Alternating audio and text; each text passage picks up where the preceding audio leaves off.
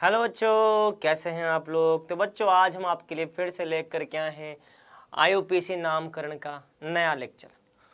तो बच्चों इस लेक्चर में हमको क्या पढ़ना है, चलो इस लेक्चर में हमें क्या पढ़ना है आओ देखते हैं। इस लेक्चर में बच्चों हम बात करने वाले हैं समजात श्रेणी की।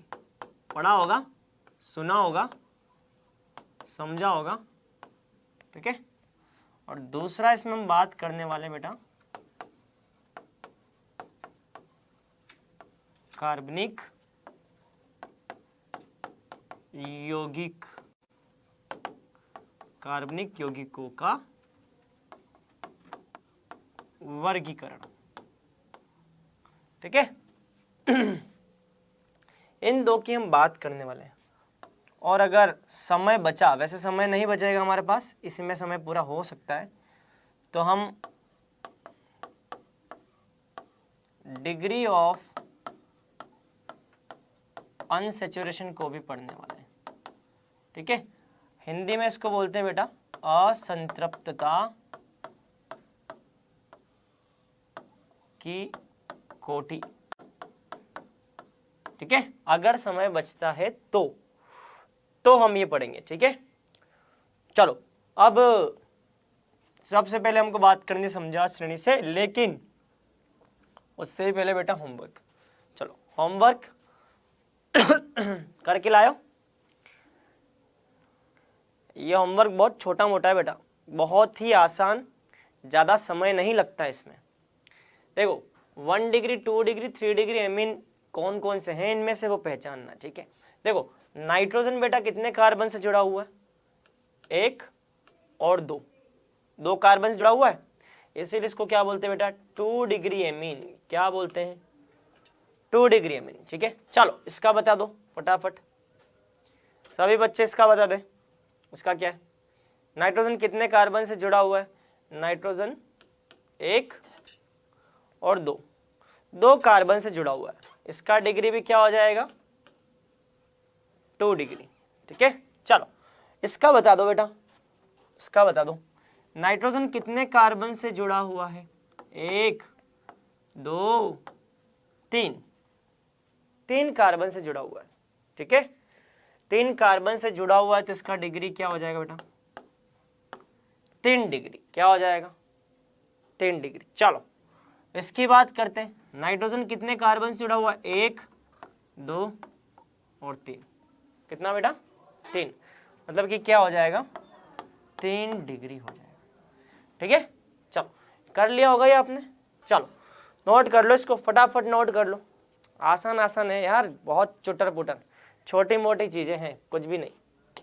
चलो अब आ जाओ इसमें 1 डिग्री 2 डिग्री 3 डिग्री अल्कोहल लिखिए। चलो अल्कोहल जिस कार्बन पे जुड़ा हुआ है उस कार्बन का डिग्री क्या है, 1 और 2, 2 डिग्री है इस कार्बन का, मतलब कि अल्कोहल का डिग्री भी क्या हो जाएगा 2 डिग्री, क्या हो जाएगा बेटा 2 डिग्री।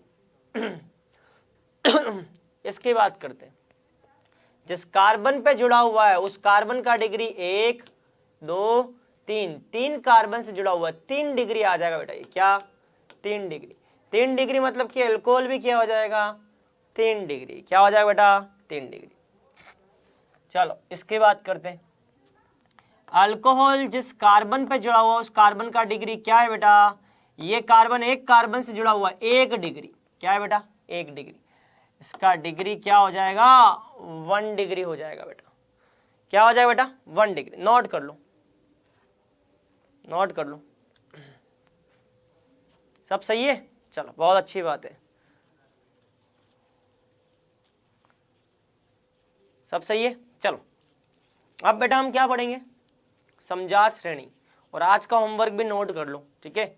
आज का होमवर्क क्या है, नोट कर लो।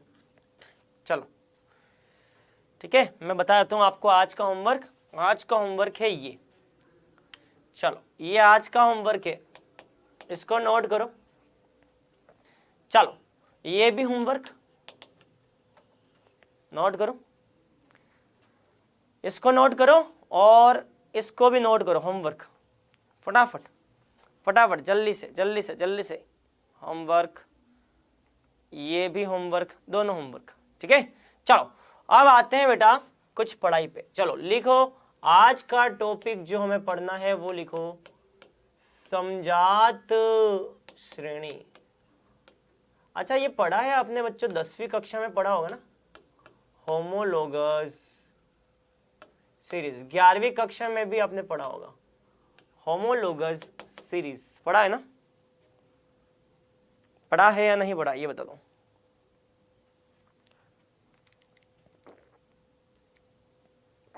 पढ़ा है ना? बस, लेकिन मैं यहां आपको बेटा अलग तरीके से पढ़ाने वाला हूं। देखो, यहां पे मैं आपको इतना अलग स्टाइल में पढ़ाऊंगा कि आपको जिंदगी भर याद रहेगा कि होता क्या है। ठीक है, इधर देखो बेटा, पहले हम समझते हैं। ठीक है, इधर देखना है, इधर देखना। एक व्यक्ति है जिसका नाम है खाटू श्याम। चलो, खाटू श्याम नाम का एक व्यक्ति है। कौन है बेटा? खाटू श्याम नाम का एक व्यक्ति है। ठीक है, चलो, खाटू श्याम के 3 बेटे हैं, रमेश, सुरेश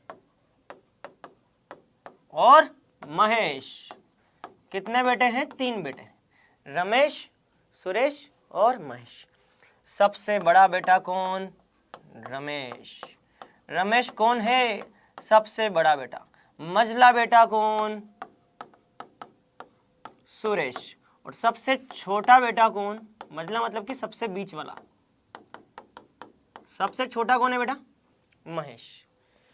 ठीक है बेटा, पूरा ध्यान यहां पे लगाना। ठीक है, अभी समझ में आएगा।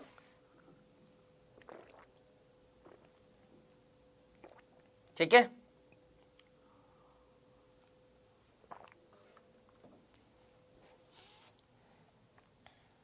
शुरू करें अब। पूरा ध्यान बेटा यहाँ पे।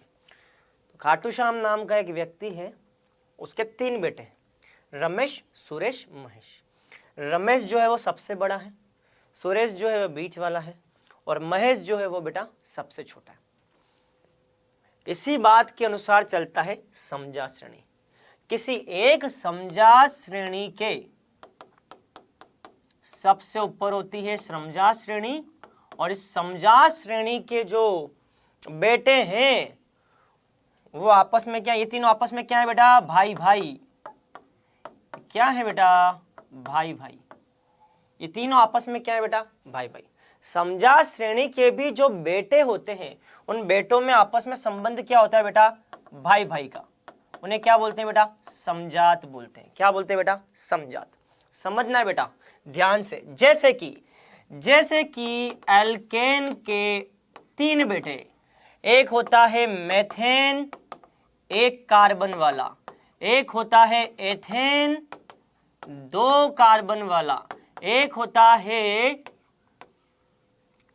प्रोपेन, 3 कार्बन वाला। एल्केन का सूत्र होता है CnH2n+2। एल्केन क्या है? पिताजी हैं ये। एल्केन क्या है? पिताजी। पिताजी खाटू श्याम जी पिताजी, इनके 3 बेटे रमेश, सुरेश, महेश। ऐसे तो भैया ये मेथेन, ये एथेन, ये प्रोपेन, ये तीनों क्या है बेटा? भाई भाई। क्या है तीनों? भाई भाई। और भाई भाई केमिस्ट्री की भाषा में क्या कहलाते हैं? समजात। क्या कहलाते हैं बेटा? समजात। प्रोपेन के पास कितने कार्बन? 3 कार्बन। सबसे बड़ा भाई, सबसे ज्यादा कार्बन, सबसे बड़ा भाई। फिर 2 कार्बन मझला भाई। कौन सा बेटा? मझला भाई। और 1 कार्बन सबसे छोटा बेटा, सबसे छोटा भाई। बेटा मेरी बात समझ में आ रही है? मेरी बात समझ में आ रही, मैं क्या बोल रहा हूं? एल्केन एक समजात श्रेणी है जिसके 3 बेटे हैं, और इन तीनों बेटों में क्या संबंध है? भाई भाई वाला। और भाई भाई को रासायनिक विज्ञान की भाषा में क्या बोलते हैं बेटा? समजात। क्या बोलते हैं बेटा? समजात। समझ में आया? जिसके पास कार्बन सबसे ज्यादा है वो सबसे बड़ा भाई, उसके बाद मझला भाई, और उसके बाद सबसे छोटा भाई। क्लियर? क्लियर है? अरे क्लियर है या नहीं ये बताओ मुझे आप। क्लियर है? चलो अब मुझे एक बात बताओ बेटा, अब मुझे एक बात बताओ, मैं जो पूछूं उसका जवाब देना। भाई एक बात बताओ, खाटू श्याम के 3 बेटे हैं, तो खाटू श्याम के 3 बेटे हैं, तो तीनों के जीन्स क्या होंगे, गुण सूत्र क्या होंगे, समान, जीन समान होंगे ना भाई। पिताजी से कुछ ना कुछ ऐसे गुणधर्म होंगे जो पिताजी से आएंगे। वो तीनों के अंदर किसका खून है, खाटू श्याम का खून है, मतलब इन तीनों में कुछ ना कुछ समानता होगी। इन तीनों का खून क्या है, खाटू श्याम का खून समान है तीनों का। तीनों के अंदर कुछ ना कुछ गुणधर्म क्या है, समान है। उसी प्रकार से इन तीनों के भी कुछ ना कुछ गुणधर्म क्या हैं, समान है। तीनों का खून क्या है, समान है। तीनों का खून क्या है बेटा, तीनों एल्केन हैं, ये बात इन तीनों में समान है, तीनों का खून समान है। चलो फिर आ जाओ, इन तीनों में कुछ ना कुछ समानता है, वो समानता क्या है, तीनों का खून समान है। खाटू श्याम का खून दौड़ रहा है तीनों के अंदर, लेकिन क्या कभी भी 2 भाई पूरी तरह से समान हो सकते हैं, खून तो समान है लेकिन दोनों का नेचर अलग अलग होगा। हो सकता है बड़ा भाई जो हो वो थोड़ा गुस्सेल हो सकता है छोटा भाई जो हो वो थोड़ा सात्विक हो, शांत स्वभाव का हो सकता है ना। तो तीनों में समानता क्या है, तीनों का खून समान है, तीनों की नसों में जो खून दौड़ रहा है वो खाटू श्याम का दौड़ रहा है, लेकिन फिर भी तीनों के अंदर पूरी तरह से समानता नहीं है। क्यों, क्योंकि तीनों के गुणधर्म कुछ ना कुछ अलग अलग होंगे। ये वाला भाई गुस्सा करता होगा, ये वाला भाई शांत होगा, ये वाला भाई मस्तीखोर होगा, कुछ ना कुछ तो अंतर होगा। उसी प्रकार से इन तीनों का खून समान है, तीनों की नसों में एल्केन का खून दौड़ रहा है, लेकिन तीनों में क्या होगा, कुछ ना कुछ अंतर होगा। इसके पास कार्बन सबसे ज्यादा, इसके पास कार्बन थोड़े कम, और इसके पास कार्बन सबसे कम। इसके पास कितने कार्बन, 3 कार्बन। इसके पास कितने कार्बन, 2 कार्बन। इसके पास कितने कार्बन, 1 कार्बन। कार्बन ज्यादा तो भार क्या होगा, ज्यादा। भाई 3 कार्बन के कारण भार ज्यादा आएगा, 2 कार्बन के कारण भार कम हो गया, और 1 कार्बन का भार सबसे कम हो जाएगा। समझ में आ रही मेरी बात, मेरी बात समझ में आ रही है। इन तीनों के अंदर गुणधर्म समान भी हैं और इन तीनों में गुणधर्म कुछ ना कुछ अलग भी हैं। अलग गुणधर्म कौन सा है, तीनों के पास कार्बन की संख्या अलग अलग है। इसके पास 3 कार्बन है, इसके पास 2 कार्बन है, इसके पास 1 कार्बन है। कार्बन अलग अलग होंगे तो भार क्या होगा, असमान। परमाणु भार, अणुभार बदल जाएगा।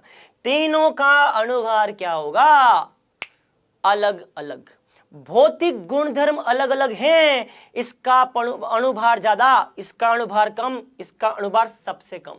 अणुभार मतलब कि भौतिक गुणधर्म, तीनों के भौतिक गुणधर्म अलग अलग, लेकिन तीनों के रासायनिक गुणधर्म क्या हैं, तीनों के रासायनिक गुणधर्म समान हैं। क्यों, क्योंकि तीनों की नसों में किसका खून दौड़ रहा है, एल्केन का खून दौड़ रहा है। तीनों के पास एल्केन का खून है, रासायनिक क्रियाएं समान होंगी, लेकिन तीनों के भौतिक गुणधर्म क्या होंगे, अलग अलग। क्यों, अणुभार तीनों में अलग अलग है, कार्बन की संख्या तीनों में अलग अलग है। यहां तक की बात समझ में आई, ये बताओ, यहां तक की बात समझ में आई, यहां तक की बात समझ में आई। चलो अब इधर देखना है बेटा, यहां तक की बात क्लियर बेटा, अब यहां देखना है, ठीक है, अब यहां देखना है, अब यहां देखना है, ठीक है। अब देखो बेटा, देखो CH4 और C2H6 में कितना अंतर है बेटा, देखो अगर CH4 में CH2 जोड़ोगे, बेटा यहां ध्यान देना है, अगर CH4 में CH2 जोड़ोगे तो क्या बनेगा, C2H6। C2H6 में अगर आप CH2 जोड़ोगे तो क्या बनेगा, C3H8। 2 कार्बन में 1 कार्बन जुड़ गया तो 3 हो गए, और 6 हाइड्रोजन में 2 हाइड्रोजन जुड़ गए तो 8 हाइड्रोजन हो गए। मतलब कि समझातों के बीच में कितने का अंतर, समझातों के बीच में CH2 CH2 CH2 CH2 CH2 का अंतर। बात समझ में आई? अरे बात समझ में आई या नहीं आई ये बताओ मुझे आप। अब कभी भूलोगे ये बताओ, अरे कभी भूलोगे? फोटो खींचो, इसका फोटो खींचो, इसका तो क्या खींचोगे, तो समझाने के लिए है। इसका फोटो खींचो जल्दी से फटाफट, फोटो खींचो इसका जल्दी से। चलो अब लिखेंगे बेटा परिभाषा। लिखो परिभाषा। कौन सी भाषा? परिभाषा। सर ये तीनों के पापा कौन है? एल्केन। ठीक है, लिखो परिभाषा लिखो। ऐसे यौगिक जिनके क्रियात्मक समूह, ठीक है बेटा, परिभाषा लिखने, जिनके क्रियात्मक समूह समान होते हैं किंतु इनमें NCH2 का अंतर होता है। N का मतलब कुछ भी हो सकता है। N का मतलब 1 2 3 इस प्रकार से।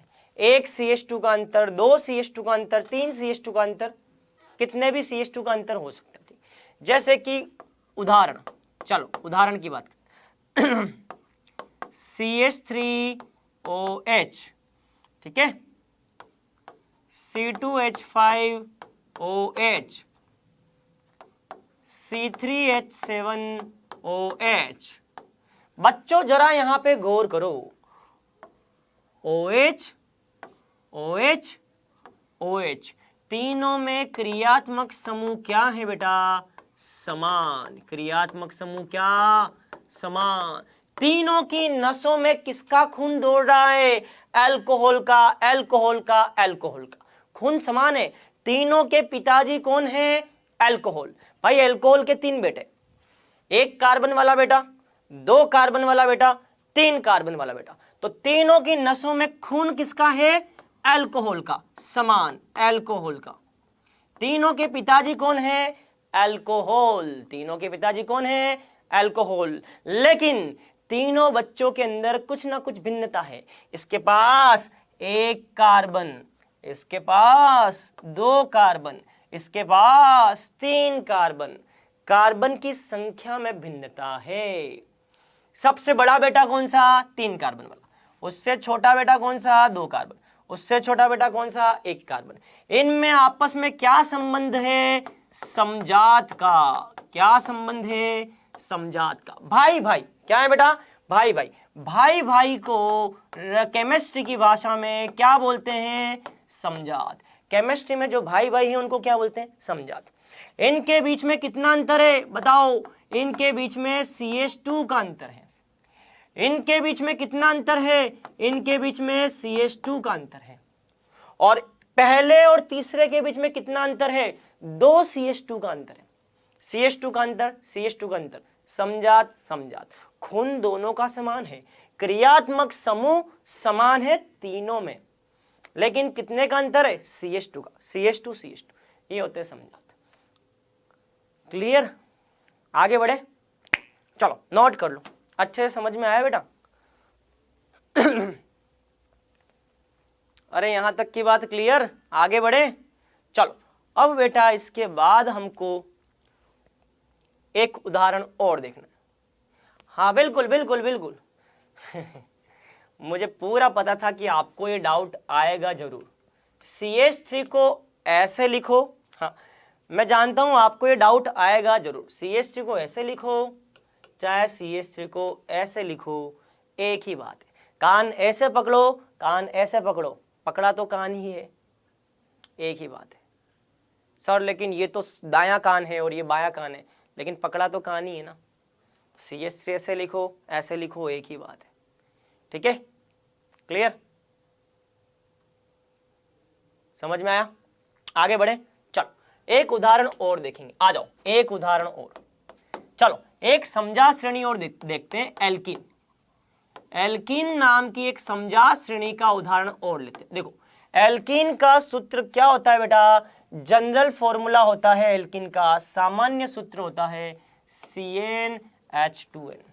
एल्कीन का सामान्य सूत्र क्या है? CnH2n। ठीक है, चलो इस पिताजी का सबसे छोटा बेटा CH2 डबल बॉन्ड CH2, या आप बोल सकते हो इस एल्कीन का सबसे छोटा बेटा C2H4।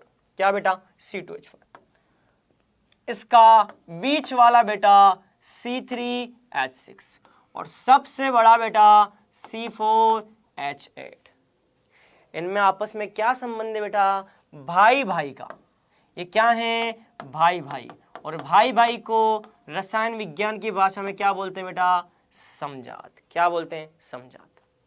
इन दोनों के बीच में किसका अंतर है? इन दोनों के बीच में CH2 का अंतर है। इन दोनों के बीच में किसका अंतर है? इन दोनों के बीच में CH2 का अंतर है। मतलब कि क्या है बेटा? ये समजात। इनके नसों में किसका खून दौड़ रहा है? इनकी नसों में किसका खून दौड़ रहा है? इनकी नसों में एल्कीन का खून दौड़ रहा है। समजात का मतलब ऐसे सदस्य जिनके क्रियात्मक समूह समान हो। तीनों के क्रियात्मक समूह एल्कीन है, लेकिन लेकिन लेकिन तीनों में CH2 का अंतर है। किसका अंतर है बेटा? CH2 का अंतर है। नोट कर लो, इसका मतलब एल्कीन समजात श्रेणी के ये तीनों सदस्य क्या है बेटा? समजात हैं। क्या है बेटा? समजात। सबसे छोटा, फिर मझला, फिर सबसे बड़ा। नोट कर लो बेटा।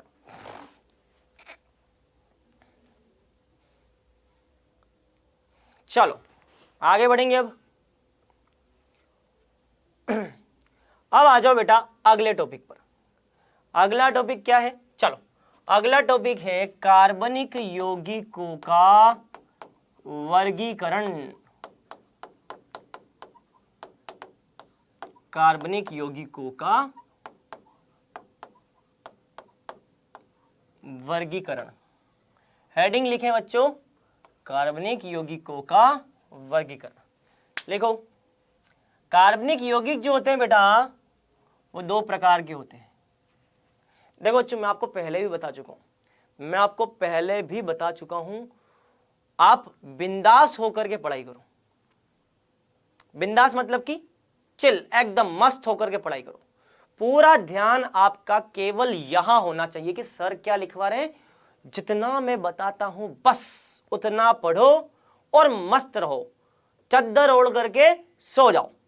पढ़ाया, जो टीचर ने पढ़ाया उसको समझो, पढ़ लो और चद्दर ओढ़ करके सो जाओ। लेकिन जितना मैंने पढ़ाया वो तो आना चाहिए। आप क्या है ना, बहुत आगे बढ़ जाते हो। समय से पहले आगे बढ़ने से क्या हो सकती है बेटा? दुर्घटना हो सकती है। भाई 2 ट्रेनें आ रही हैं, अब उनके समय फिक्स हैं, लेकिन मान लो समय में गड़बड़ हो गई, पटरियाँ इधर उधर मिक्स हो गई, दुर्घटना हो सकती है ना। शांति रखा करो। मैंने क्या बोला?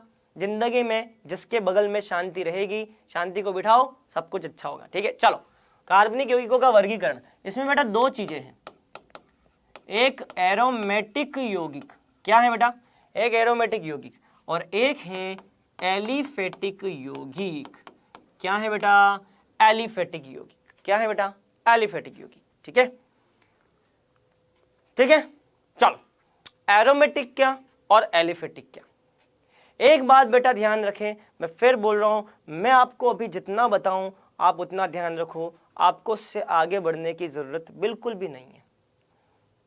वैसे तो एरोमेटिक के बारे में हम विस्तृत चर्चा करेंगे एक चैप्टर में, उस चैप्टर का नाम है एरोमेटिक यौगिक। विस्तृत चर्चा हम कहाँ करेंगे?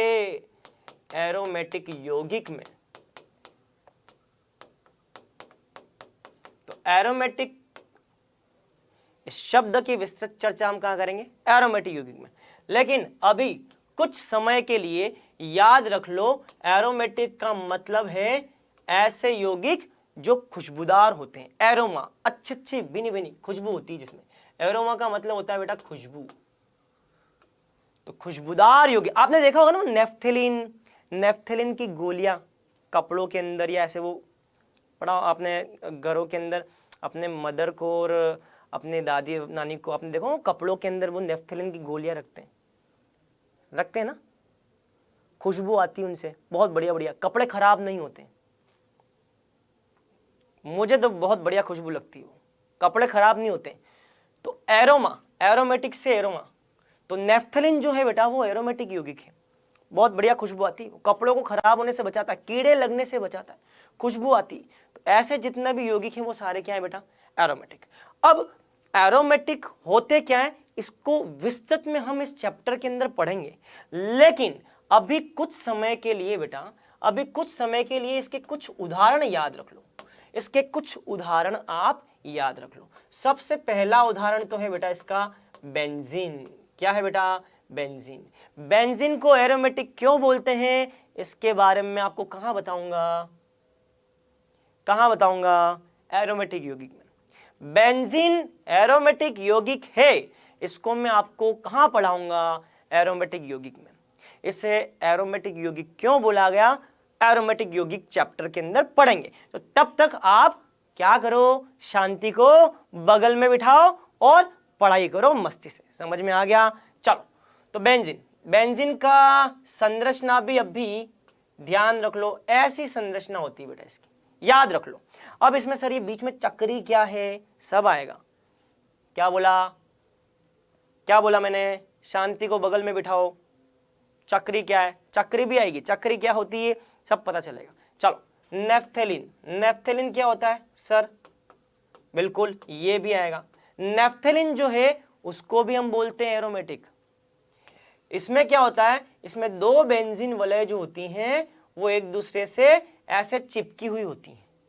इसको सर एरोमेटिक क्यों बोला, आएगा इस चैप्टर में आएगा। अभी इस चैप्टर के अंदर आईयूपीएससी नामकरण के अंदर हमें यह जानने की जरूरत नहीं है कि नेफ्थेलिन को एरोमेटिक क्यों बोला, बस याद रख लो। अभी कुछ समय के लिए, जब तक मैं आपको एरोमेटिक यौगिक पढ़ाना चालू ना करूं, तब तक उतने समय के लिए आप इसको ध्यान रख लो कि भैया हाँ ये बेंजीन और नेफ्थेलिन जो है ये एरोमेटिक। कुछ यौगिक बता रहा हूं, बस वो ध्यान रख लो, ठीक है। ये हो गया। फिर इसमें एक और आता है बेटा एंथ्रेसिन। क्या, एंथ्रेसिन। एंथ्रेसिन देखो, अगर दो बेंजीन वाले आपस में चिपकी हो तो इसको क्या बोलते हैं बेटा, क्या बोलते हैं इसको, क्या बोलते हैं बेटा, अगर दो बेंजीन वाले आपस में चिपकी हुई हो तो इसको बोलते हैं नेफ्थेलिन। और अगर तीन बेंजीन वाले आपस में चिपकी हुई हो ऐसे, तो इसको क्या बोलते हैं, एंथ्रासिन बोलते हैं। क्या बोलते हैं बेटा, एंथ्रासिन बोलते हैं। तो एंथ्रासिन, बेंजीन और नेफ्थेलिन ये सब क्या है बेटा, ये सब एरोमेटिक यौगिक हैं, ठीक है। तो ये अभी कुछ समय के लिए आपको ध्यान रखना है, जब तक ये चैप्टर हम चालू ना करें तब तक के लिए आप ये कुछ यौगिक याद रख लो, ठीक है। अभी कुछ समय के लिए नोट कर लो इसको फटाफट, ठीक है। और इसके बाद हम चालू करेंगे क्या, एलिफेटिक यौगिक, ठीक है। तो एलिफेटिक यौगिक क्या होते हैं वो मैं अभी बताऊंगा, बस आप अभी तो इतना ध्यान रख लो, एरोमेटिक ध्यान रख लो, नोट कर लो बेटा, ठीक है, नोट कर लो फटाफट। बेटा मैं आपको फिर बोल रहा हूं, जितना मैं बता रहा हूं उतना आप ध्यान रखो, ठीक है। अब आ जाओ एलिफेटिक पे। अब देखो बेटा एलिफेटिक की बात करें, आ जाओ एलिफेटिक पे। दूसरा क्या है, एलिफेटिक। क्या है बेटा, एलिफेटिक। एलिफेटिक की परिभाषा, एलिफेटिक की परिभाषा, हाँ इसकी परिभाषा क्या है, इसकी परिभाषा यही, अभी आपको यही ध्यान रखनी है कि ऐसे यौगिक जिनमें खुशबू होती है, खुशबू कहां से है, एरोमा से, उसको एरोमेटिक बोलते हैं। बस आपको इसकी परिभाषा अभी ध्यान नहीं रखनी है। एलिफेटिक, एलिफेटिक उनको बोलते हैं जो एरोमेटिक नहीं है, जो एरोमेटिक नहीं है उन्हें एलिफेटिक कहते हैं, ठीक है। अब दिमाग में क्वेश्चन आएगा, सर एरोमेटिक कौन से नहीं होते, तो अभी आप इतना ध्यान रख लो, बेंजीन और बेंजीन की समान संरचना है। देखो बेंजीन और बेंजीन जैसी ये जो संरचनाएं हैं ये क्या है बेटा, एरोमेटिक। याद रखने के लिए, अभी कुछ समय तक याद रखने के लिए ये याद रख लो कि बेंजीन और बेंजीन जैसी ये जो संरचनाएं हैं ये क्या है बेटा, एरोमेटिक। अगर ये संरचनाएं कहीं दिख जाती तो यौगिक एरोमेटिक हो जाएगा, और अगर ये संरचनाएं कहीं ना दिखें तो यौगिक क्या हो जाएगा, एलिफेटिक हो जाएगा। बस अभी आपको ये ध्यान रखना है। अब इसमें भी दो बातें बेटा, एक होता है चक्रीय और एक होता है बेटा अचक्रीय। ठीक है, अचक्रीय को बोलते हैं एसाइक्लिक और चक्रीय को बोलते हैं बेटा साइक्लिक। क्या बोलते हैं बाल को, साइक्लिक बोलते हैं। ठीक है, क्लियर क्लियर। चलो अब एसाइक्लिक के भी बेटा दो प्रकार है, एक होता है संतृप्त और एक होता है बेटा असंतृप्त। क्या होता है बेटा, असंतृप्त। संतृप्त किसे बोलते हैं, जब कार्बन कार्बन के बीच में क्या हो, एकल बंध। जब भी कार्बन कार्बन के बीच में एकल बंध हो तो उसको क्या बोलते हैं, संतृप्त। तो आप क्या लिखेंगे, जब कार्बन कार्बन के बीच क्या हो, एकल बंध, तो इसे क्या बोलते हैं बेटा, संतृप्त बोलते हैं। और असंतृप्त किसे बोलते हैं, जब कार्बन कार्बन के बीच में द्विबंध या कार्बन कार्बन के बीच में त्रिबंध हो।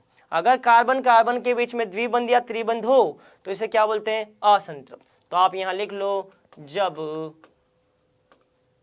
कार्बन कार्बन के बीच द्विबंध या त्रिबंध हो तो इसे क्या बोलते हैं बेटा, असंतृप्त बोलते हैं। क्या बोलते हैं बेटा, असंतृप्त। ठीक है, चलो अब आते हैं बेटा चक्रीय पे। देखो चक्रीय के भी दो प्रकार है बेटा। ठीक है, एक तो समचक्रीय और एक होता है बेटा विषम चक्रीय। क्या होता है, विषम चक्रीय। एक समचक्रीय एक विषम चक्रीय। ठीक है, चलो अब समचक्रीय क्या, जब, चलो पहले तो हम देखते हैं चक्रीय क्या होता है। चक्रीय का मतलब होता है बेटा वलय। वलय समझते हो, जैसे मान लो यार ऐसे समझो, चलो ये देखो ऐसे वलय, ऐसे जैसे मान लो एक घड़ी है। ठीक है, घड़ी को ऐसे बंद कर दो, घड़ी अगर ऐसे बंद होगी बेटा, क्या ये वलय है। देखो अंगूठी ऐसी होती है ना, अंगूठी अंगूठी ऐसी होती है ना। वलय मतलब कि बंद संरचना। अगर ये सिरे से खुल जाए, देखो अगर मान लो ये ऐसे खुला हुआ हो, ऐसे अगर ऐसे खुला हो तो इसे बोलते हैं अचक्रीय। अगर यौगिक की संरचना ऐसी है खुली हुई, एक सिरा दायां है एक सिरा बायां है, अगर दाएं बाएं सिरे अगर खुले हुए हों तो अचक्रीय, और दोनों सिरे ये दाएं बाएं सिरे दोनों अगर सिरे से बंद हो, ऐसे बंद अगर बंद हो दोनों सिरे तो इसे क्या बोलते हैं बेटा, चक्रीय। क्या बोलते हैं, चक्रीय। तो अचक्रीय का मतलब सिरे ऐसे खुले हों, दाएं और बाएं सिरे से खुले हों, और चक्रीय का मतलब जब सिरे ऐसे बंद हो जाए, ऐसे बंद हो जाए। ठीक है, तो वो होते हैं चक्रीय। अब बच्चों देखो ये जो चक्रीय जो है ये भी बच्चों, अभी मैं एग्जांपल बताऊंगा एग्जांपल बताऊंगा, बेफिक्र रहो, एग्जांपल बताऊंगा। अब ये जो चक्रीय है बेटा ये भी दो प्रकार का, एक समचक्रीय एक विषम चक्रीय। समचक्रीय में जब सभी वलय के परमाणु कार्बन होते हैं, जब वलय के सारे परमाणु क्या होते हैं बेटा, कार्बन। जैसे कि इधर देखना है बेटा, जैसे कि मान low carbon carbon carbon carbon carbon. ठीक है, अब देखो बेटा ये वलय है, वलय को क्या बोलते हैं, अभी क्या बताया था, जब सिरे बंद हो तो उसको क्या बोलते हैं, चक्रीय। अब चक्रीय में भी जब चक्री के अंदर आने वाले सारे परमाणु carbon carbon carbon carbon carbon एक समान परमाणु है तो समचक्रीय। ठीक है, चलो अब बात करते हैं विषम चक्रीय की। जब सारे परमाणु कार्बन ना हो, कोई एक परमाणु या दो परमाणु भिन्न हो जाए। चलो जब सभी वलय के परमाणु कार्बन नहीं हो। जैसे, चलो जैसे क्या, तो यहां देखना है बेटा, जैसे मान low carbon carbon carbon carbon और यहां लिख दिया मैंने नाइट्रोजन। चलो ये नाइट्रोजन लिख दिया, CH2 CH2 CH2 CH2। अब यहां देखो बेटा, इस वलय में सभी परमाणु कार्बन नहीं है, ये कार्बन है, ये कार्बन है, ये कार्बन है, ये कार्बन है, लेकिन यहां नाइट्रोजन है। अगर वलय का एक भी परमाणु कार्बन को छोड़ करके कुछ और आ जाए तो उसे बोलते हैं विषम चक्रीय। क्या बोलते हैं बेटा? विषम चक्रीय। समचक्रियों को बेटा अंग्रेजी में बोलते हैं होमोसाइक्लिक। क्या बोलते हैं बालको? होमोसाइक्लिक। और विषम चक्रियों को अंग्रेजी में बोलते हैं बेटा हेट्रोसाइक्लिक। क्या बोलते हैं? हेट्रोसाइक्लिक। क्या बोलते हैं बेटा? हेट्रोसाइक्लिक।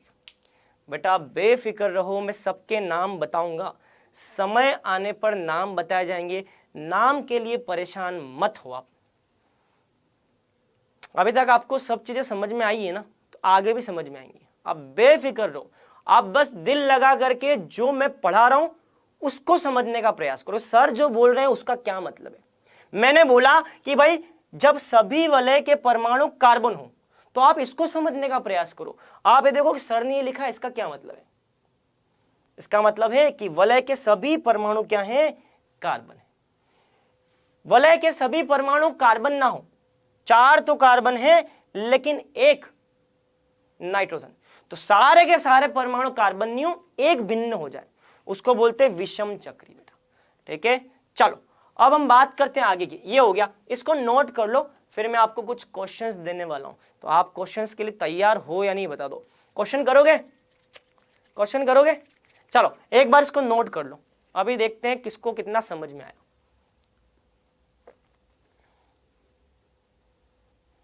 अभी मैं आपको बढ़िया बढ़िया क्वेश्चन देने वाला हूं। चलो तो बेटा देखो, अभी मैंने आपको क्या बताया, चक्रीय के 2 पार्ट है, एक समचक्रीय,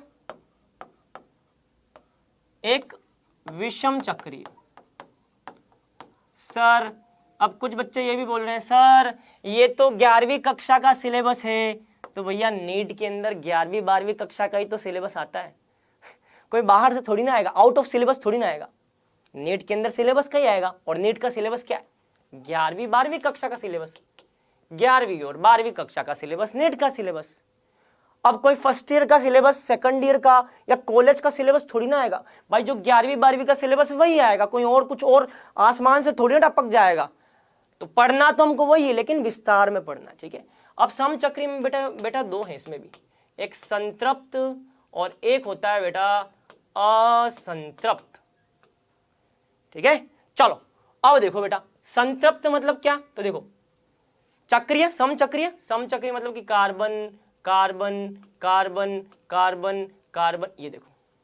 ठीक है, ये समचक्रीय, CH2 CH2 CH2 CH2। ठीक है, ये क्या है बेटा? संतृप्त। संतृप्त का मतलब क्या बताया था मैंने? कार्बन कार्बन के बीच में एकल बंध, कार्बन कार्बन के बीच में क्या है? एकल बंध, संतृप्त हो जाएगा। और असंतृप्त समचक्रीय का मतलब कुछ ऐसा, कार्बन कार्बन कार्बन कार्बन, ये द्विबंध आ गया, CH2 CH2 CH2 CH CH। अब देखो असंतृप्त का मतलब या तो द्विबंध आ जाए या क्या आ जाए बेटा?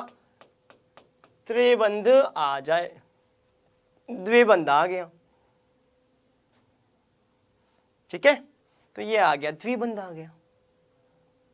ऐसे करना है बेटा, तो ये असंतृप्त समचक्री हो जाए। चलो यहां पे विषम चक्रीय में भी 2, एक संतृप्त विषम चक्रीय और एक असंतृप्त विषम चक्रीय। संतृप्त विषम चक्रीय और एक असंतृप्त विषम चक्रीय। ठीक है, चलो इसकी बात कर। अच्छा पहले तो ये बताओ विषम चक्रीय क्या? देखो आप मुझे बताओ ये कौन सा चक्रीय है, बताओ आप मुझे बताओ ये चक्री कौन सी, समचक्री है या विषम चक्री? सभी बच्चे ये बताओ ये कौन सी चक्री है, समचक्री या विषम चक्री?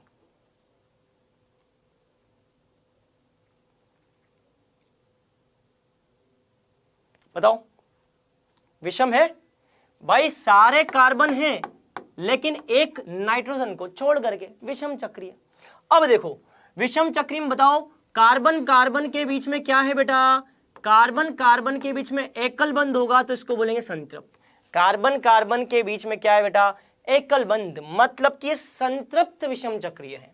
और मान लो इसी संरचना में ऐसा कुछ हो जाए, कार्बन कार्बन के बीच में क्या आ जाए, द्विबंध या त्रिबंध आ जाए, तो ये क्या हो जाएगा, कार्बन कार्बन के बीच में या तो द्विबंध या त्रिबंध। अगर इनमें से कुछ आ जाए तो असंतृप्त विषम चक्रीय हो जाएगा। स्पष्ट? चलो अब बच्चों यहां पे एक शब्द और होता है, अब यहां पे एक यौगिक और होता है बेटा, एलिसाइक्लिक। अच्छा, एलिसाइक्लिक का मतलब समझते हो, एलिसाइक्लिक का मतलब समझते हो, एलिसाइक्लिक के अंदर दो शब्द हैं। एली का मतलब होता है बेटा एलिफेटिक, एलिफेटिक, और साइक्लिक का मतलब होता है बेटा चक्रीय। एलिसाइक्लिक का मतलब देखो दो शब्दों से मिलके बना है। एलिसाइक्लिक के अंदर बेटा दो शब्द है, एली का मतलब एलिफेटिक, साइक्लिक का मतलब चक्रीय। ऐसे यौगिक जो एलिफेटिक भी हैं और चक्रीय भी। तो एलिफेटिक चक्रीय यौगिक क्या कहलाते हैं, एलिसाइक्लिक कहलाते हैं। अब ये उदाहरण बताऊंगा मैं बेटा। तो ऐसे यौगिक एलिफेटिक चक्रीय यौगिक क्या बोलते हैं, एलिसाइक्लिक। तो देखो एली का मतलब एलिफेटिक, ये जो नाम है ना बेटा इसी में आंसर है।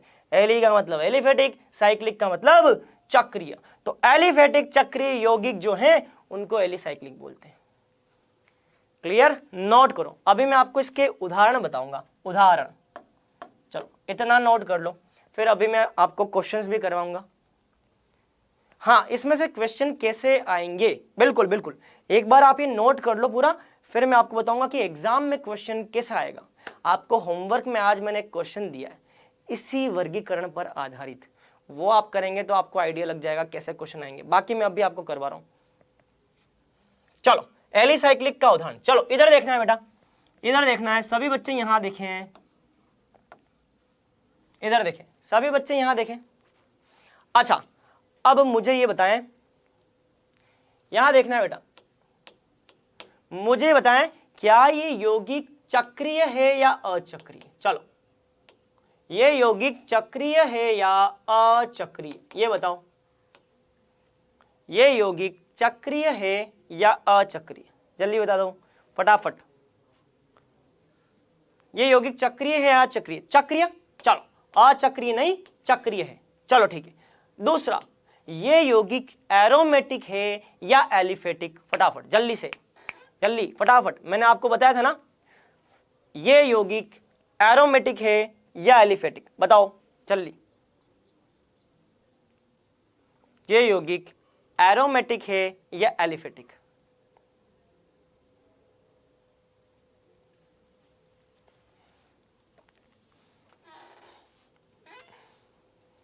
क्या है ये, अरे ये यौगिक एलिफेटिक है। इधर देखो, इधर देखो सभी बच्चे यहां देखो, एरोमेटिक कौन होता है, बेंजीन होता है, और बेंजीन जैसा होता है।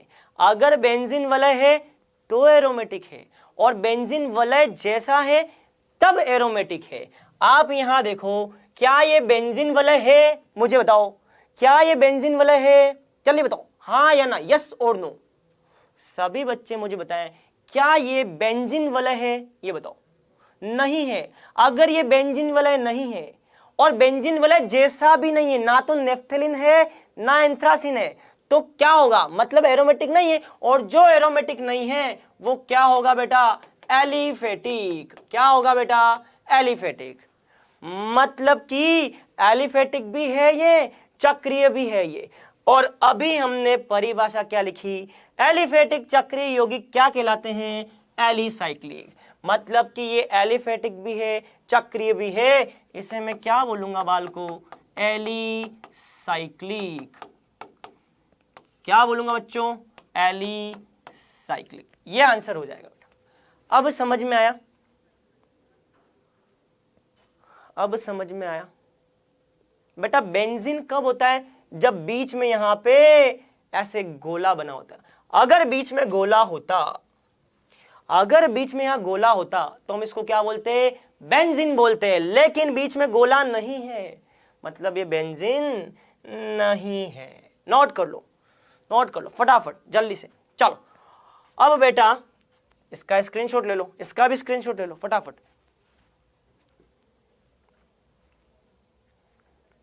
चलो स्क्रीनशॉट ले लो।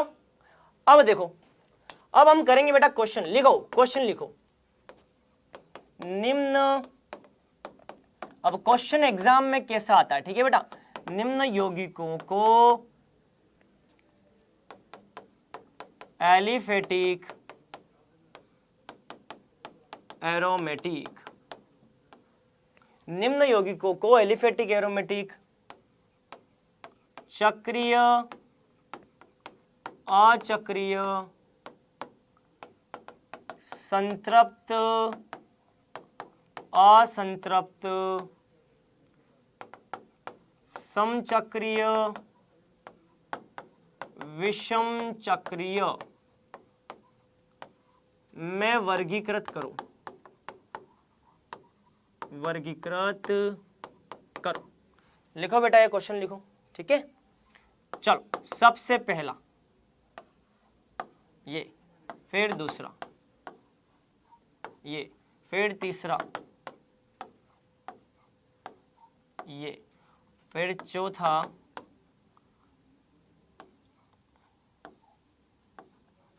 ये।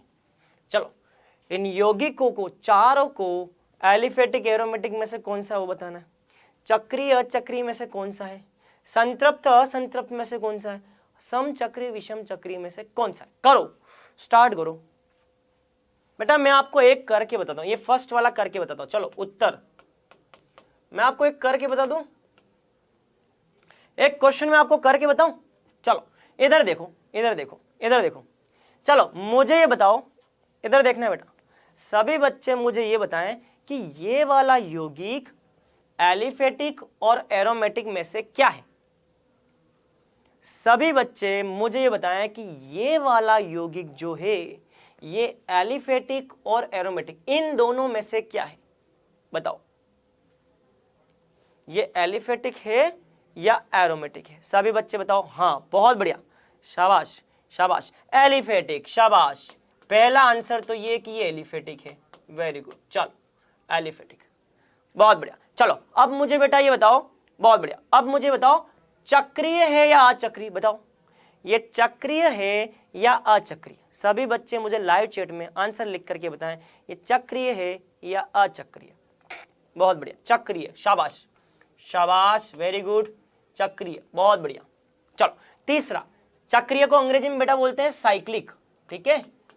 अंग्रेजी भी सीखनी है किसी को तो वो भी लिख ले। चलो संतृप्त और असंतृप्त, बताओ ये संतृप्त है या असंतृप्त, बताओ ये संतृप्त है या असंतृप्त। संतृप्त को अंग्रेजी में बोलते हैं बेटा सैचुरेटेड, सैचुरेटेड, और असंतृप्त को अंग्रेजी में बोलते हैं बेटा अनसैचुरेटेड। संतृप्त को अंग्रेजी में बोलते हैं बेटा सैचुरेटेड, असंतृप्त को अनसैचुरेटेड। बताओ क्या है ये, बहुत बढ़िया, शाबाश। कार्बन कार्बन के बीच में क्या है, एकल बंध, एकल बंध, एकल बंध। एकल बंध वाला क्या होता है, संतृप्त, सैचुरेटेड। क्या होता है बालको, सैचुरेटेड। चलो भाई ये हो गया। और अब आ जाओ समचक्रीय और विषम चक्रीय, बताओ ये क्या है, समचक्रीय या विषम चक्रीय, बताओ बताओ जल्दी बताओ, जल्दी बताओ फटाफट। क्या है ये, समचक्रीय या विषम चक्रीय। बहुत बढ़िया, ये कार्बन, ये कार्बन, ये कार्बन, चक्री में आने वाले सभी परमाणु समान है, कार्बन कार्बन कार्बन, मतलब क्या, समचक्रीय। अंग्रेजी में बोलते हैं होमो होमोसाइक्लिक। क्या बोलते हैं बाल को? होमोसाइक्लिक। बस इसी प्रकार का वर्गीकरण यहां करना है, इसी प्रकार का वर्गीकरण यहां करना है, और इसी प्रकार का वर्गीकरण यहां भी करना है। करो, चालू हो जाओ। देखते हैं कितने बच्चों के सही जवाब आते हैं। सारे जवाब कितनों के सही आते हैं, देखते हैं। करो।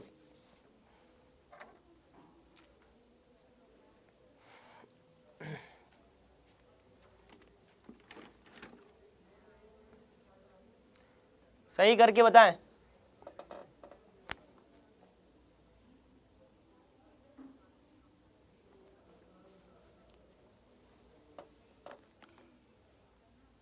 दूसरा, तीसरा, चौथा, सारे ही सही होने चाहिए बेटा। हो गया? अरे हो जाए तो मुझे एक बार थम्स अप दिखा देना। अगर हो जाए तो मुझे थम्स अप दिखा दें। हो गया? चलो चलो, बहुत बढ़िया, बहुत बढ़िया। चलो इधर देखो।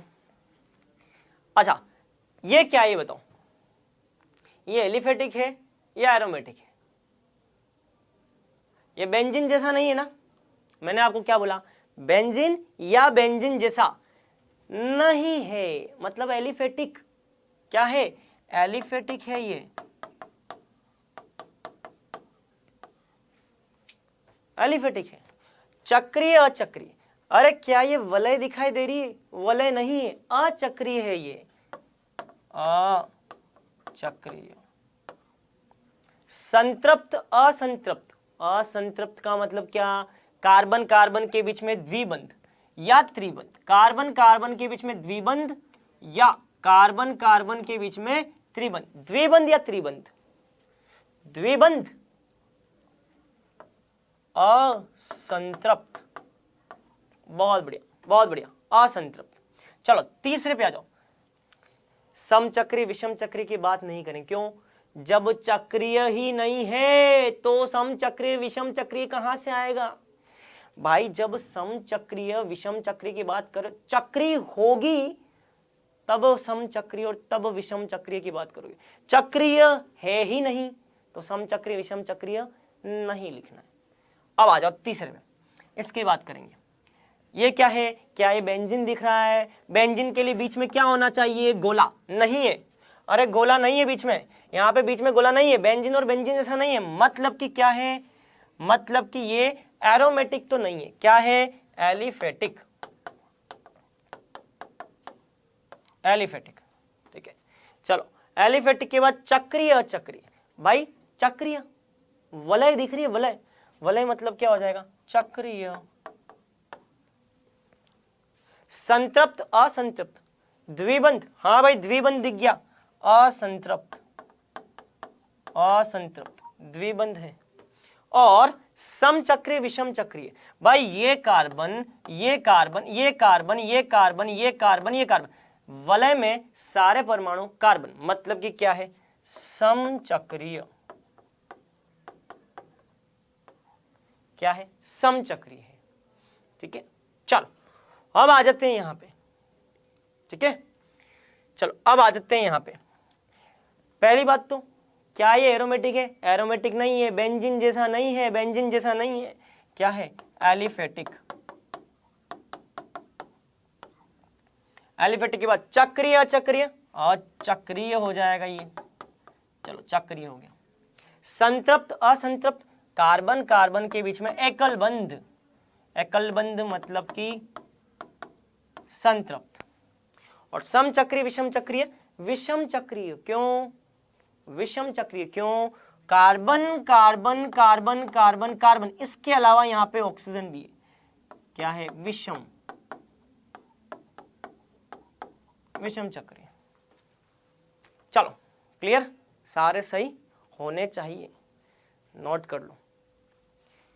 इसके बाद में बेटा एक बहुत बढ़िया क्वेश्चन देने वाला हूं मैं आपको, और वो क्वेश्चन मुझे बिल्कुल सही करके बताना है। चलो अब देखते हैं कितने बच्चे मेरी बात को ढंग से सुन रहे हैं, कितने बच्चे मेरी बात को ढंग से सुन रहे हैं, अभी पता चलेगा।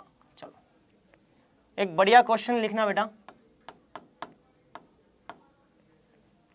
मुझे ये बताएं कि ये क्या है, संतृप्त है या असंतृप्त है। चलो लाइव चैट में मुझे आंसर लिख करके बताओ फटाफट, ये संतृप्त है या असंतृप्त, इसका आंसर सही करके बता दो तो मुझे पता चल जाएगा मेरी बात को कितने बच्चे सही तरीके से सुन रहे हैं। ये क्या है, संतृप्त है या असंतृप्त?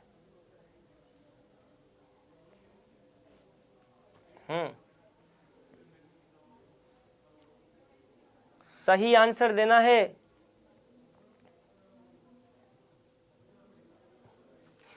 अरे बच्चों ये असंतृप्त नहीं है, ये संतृप्त है।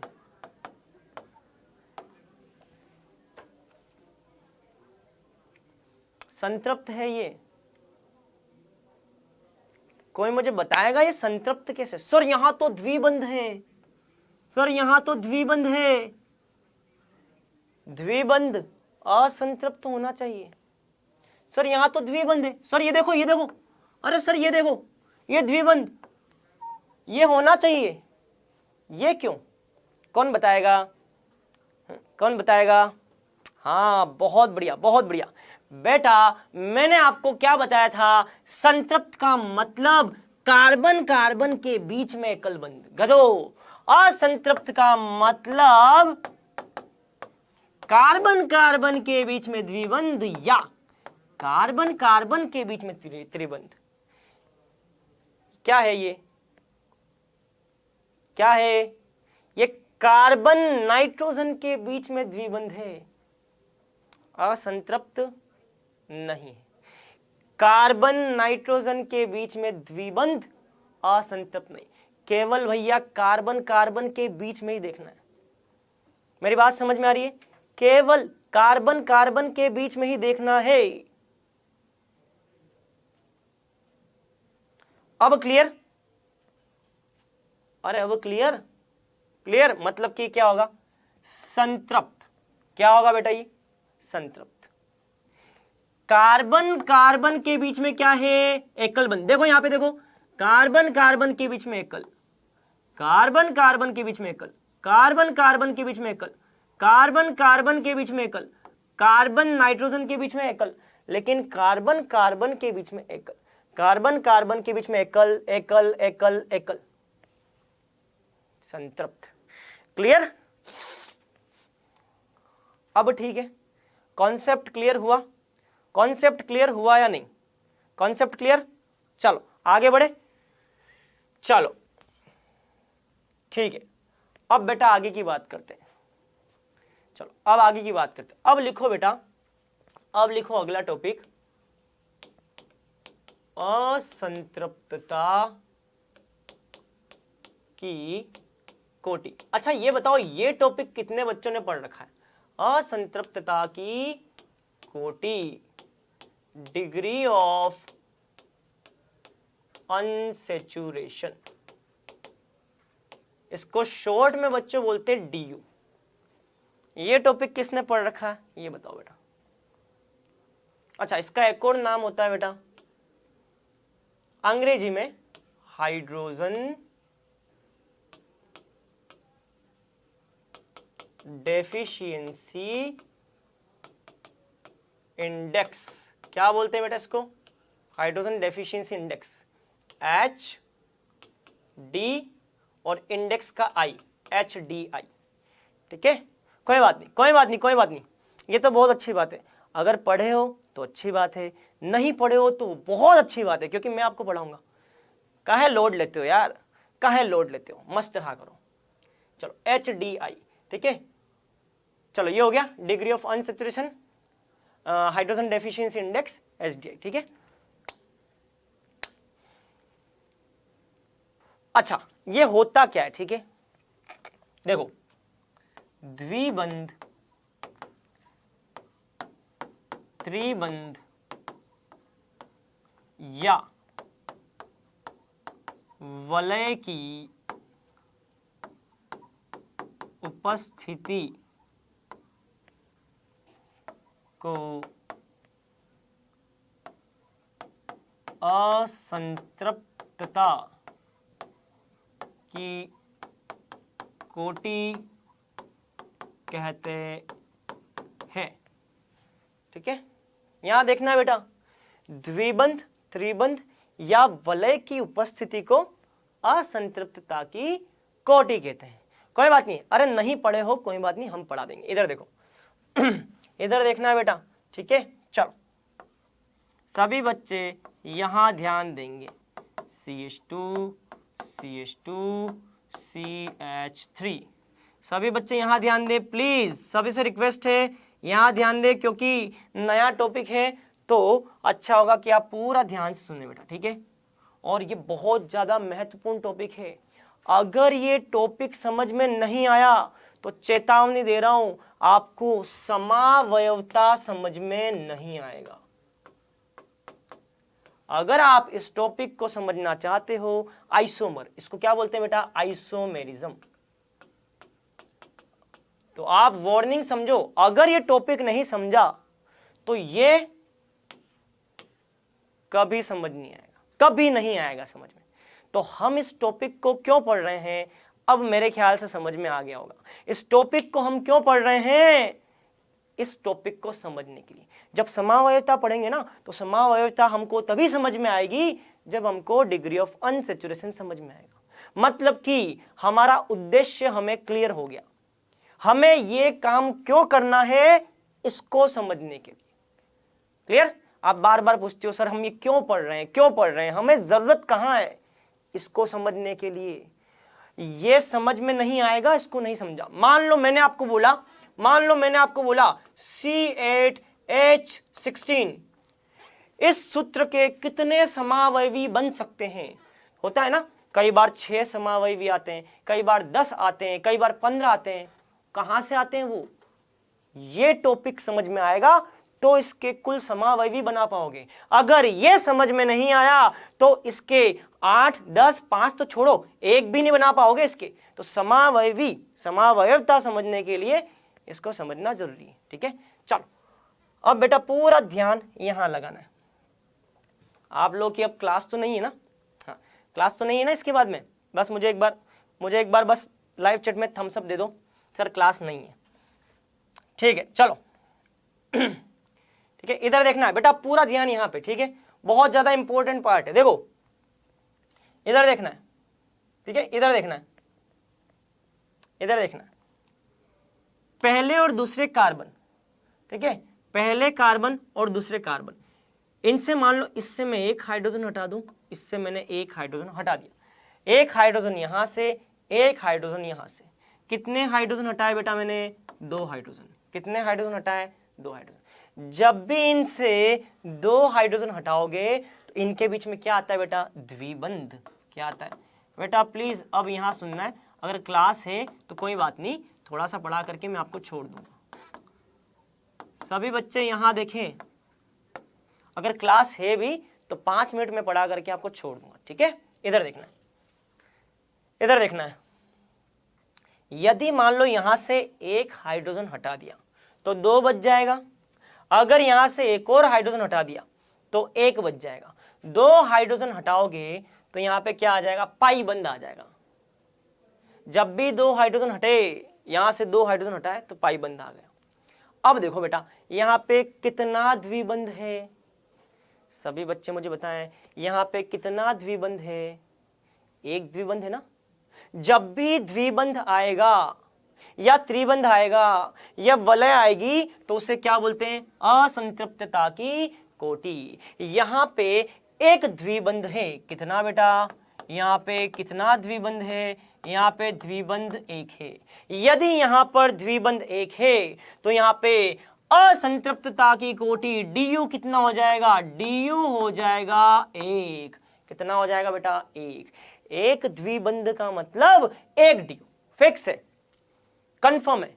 एक du कहीं भी है तो समझ जाना, एक द्विबंध कहीं भी है समझ जाना उसका du 1, क्योंकि द्विबंध का मतलब क्या, असंतृप्तता की कोटि। क्लियर? कितने हाइड्रोजन परमाणु हटाए, 2 हाइड्रोजन परमाणु, मतलब कि 2 हाइड्रोजन परमाणु हटाने पर प्राप्त यौगिक का DU एक होता है। ठीक है बेटा, क्लियर। चलो एक एग्जांपल और देखते हैं। ठीक है, एक एग्जांपल और देखते हैं, इसको जल्दी से नोट कर लो, फटाफट फटाफट नोट कर लो, जल्दी से नोट कर लो। एक लास्ट एग्जांपल और देखेंगे, फिर मैं आपको छोड़ दूंगा। ठीक है, चलो हो गया, आ जाओ एक उदाहरण और देखेंगे बेटा। सभी बच्चे यहां ध्यान दें। ठीक है, CH3 CH2 CH2 CH3। ठीक है बेटा, यहां ध्यान देना है, पूरा ध्यान यहाँ पे, 1 2 3 4। ठीक है, मान लो पहले और दूसरे कार्बन से फिर से 2 हाइड्रोजन हटाए। पहले और दूसरे कार्बन से मैंने 2 हाइड्रोजन हटा दिया, तो ये क्या बन जाएगा? द्विबंध बनेगा। यहाँ पे, यहाँ क्या बनेगा? यहाँ पे द्विबंध बन जाएगा। चलो, तो ये पहला कार्बन, दूसरा कार्बन, तीसरा कार्बन, चौथा कार्बन, पहले और दूसरे के बीच में द्विबंध आ गया। अब मैंने क्या किया बच्चों? मैंने पहले और दूसरे कार्बन से 2 हाइड्रोजन को और निकाल दिया। चलो 2 हाइड्रोजन यहां से और निकाल दो, एक हाइड्रोजन यहां से, एक यहां से। चलो अब क्या होगा देखो, CH3 CH2, यहां से एक निकाल दो और यहां से भी एक निकाल दो। देखो क्या बन गया? C त्रिबंध CH। अगर 2 हाइड्रोजन और निकालोगे तो एक और पाइबंध आ जाएगा।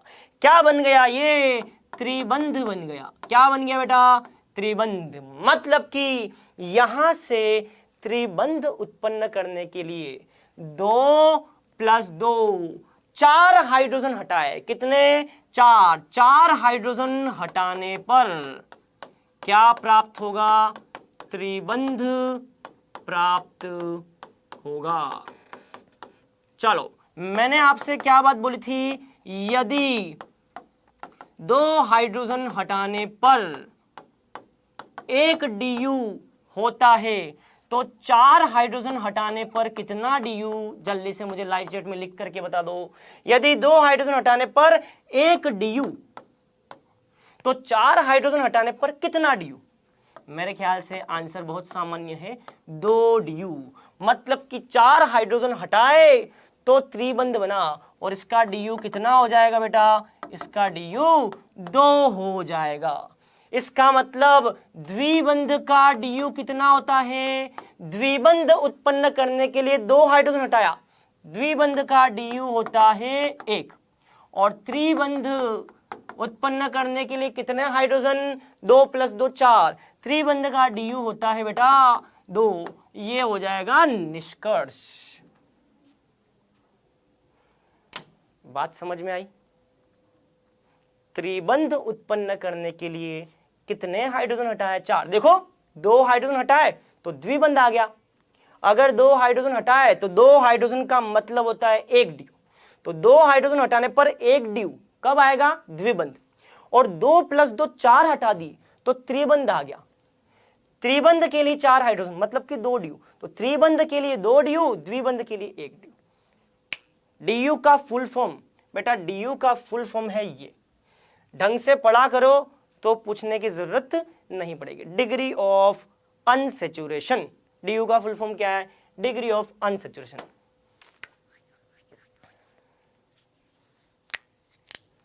ठीक है, तो देखो बच्चों, एक बार फिर रिपीट करता हूं।